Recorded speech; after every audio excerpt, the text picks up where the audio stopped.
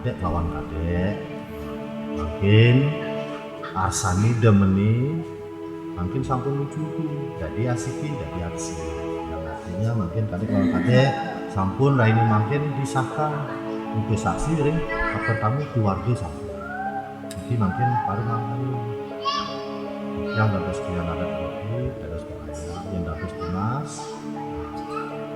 sekali. Pepatah B.J. Habibie, masa lalu milik masing-masing, masa depan milik yang bersama, yang artinya kadek lawan kadek ini dulunya pasti punya masa lalu. Nah, karena makin kadek ini adalah milik kadek juga milik kadek, yang artinya makin aku lagi mengikuti masa lalu. Mari kita pandang masa depan yang lebih bagus, yang lebih cerah.